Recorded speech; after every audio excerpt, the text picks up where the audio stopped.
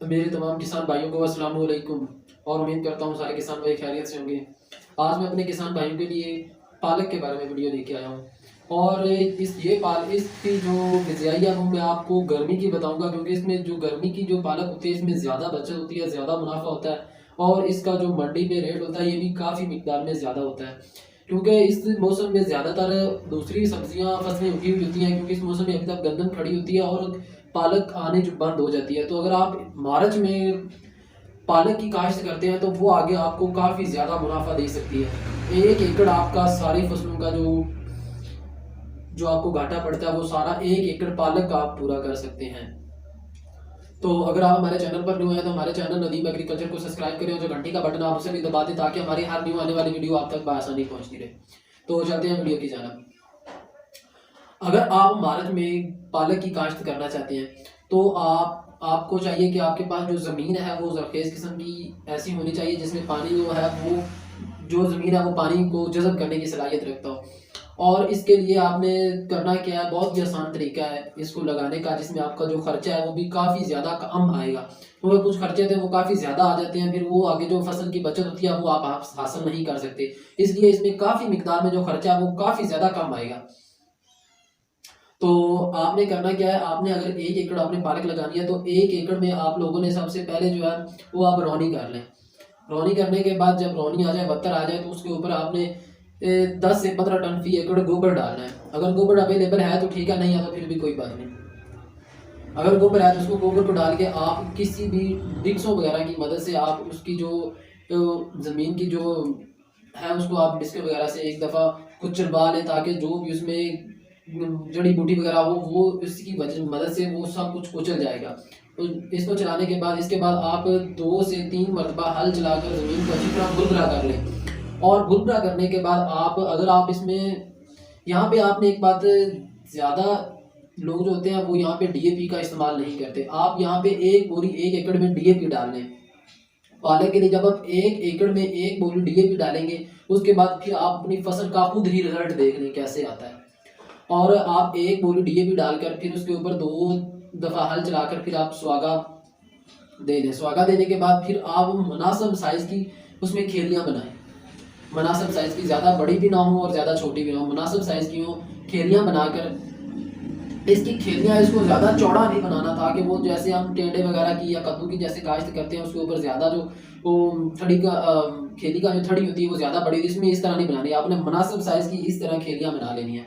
खेलियाँ बनाने के बाद फिर आपने जो बीज होगा ना, जो आपके पास बीज है, उस बीज को आप खेलियों के ऊपर आपने डालना है, क्योंकि इसमें ये जो होता है वो थी छट्टे वाली, छट्टे में बीज का जो खर्चा आता है वो काफ़ी ज़्यादा आता है। इसमें आपका बीज का भी खर्चा काफ़ी ज़्यादा कम आएगा पालक में।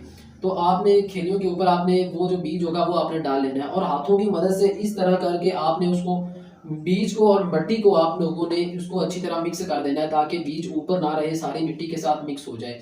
जब मिक्स होने के बाद फिर आप लोगों ने उसका जो आता है पानी, अब पानी की बात आ जाती है। पानी जो है वो आप लोगों ने जैसे आपने बीज को ज़मीन के अंदर डाला है, डालने के बाद अमल पूरा करके आप लोगों ने पहला पानी फ़ौरन लगा देना है।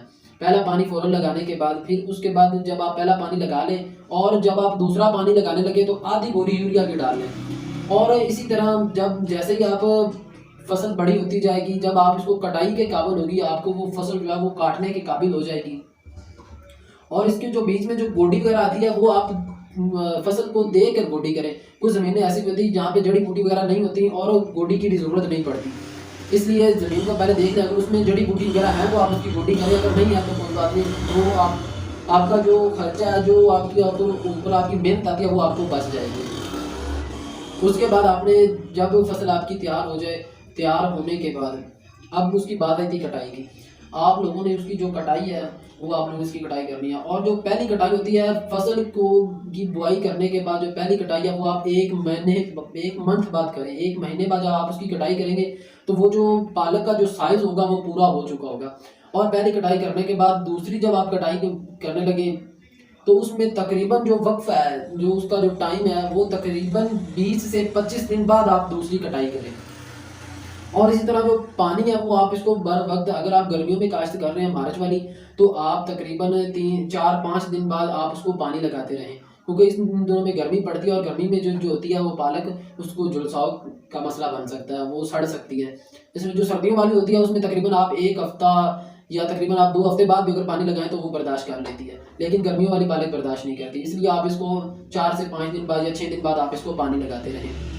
और जब आप इसकी कटाई करें और इसकी गुठलियाँ बांध लें, गुठलियाँ बांधने के बाद अगर जब आप इसकी कटाई जो है वो आप 20-25 दिन से पहले कर लेंगे तो वो जो आपको पालक का जो वज़न होगा वो आप हासिल नहीं कर पाएंगे। इसलिए तकरीबन से तकरीबन 20 से 25 दिन का वक्त होना लाजमी है। और उसके बाद कटाई करके आप उसको मंडी में ले जाके बेचें और इंशाल्लाह दुआएं देंगे, क्योंकि इससे जो आपका जो अखराजात है वो सब कुछ ये निकालेगा। आपकी पूरी जितनी भी आपने सब्जियां लगाई हुई थी, आपकी एक ये वाली सब्जी गर्मियों वाली पालक आपका पूरा करेगी, क्योंकि गर्मियों में उमूमन पालक नहीं मिलती। और आप उम्मीद करता हूँ आप जो फार्म जो है मार्च वाली है पालक वो आप ज़रूर इंशाल्लाह ट्राई करेंगी। और इंशाल्लाह ऐसी किसी और मज़ीद वीडियो के साथ आप लोगों के सामने हाजिर होगा। अब मुझे दीजिए इजाज़त। अल्लाह हाफिज़।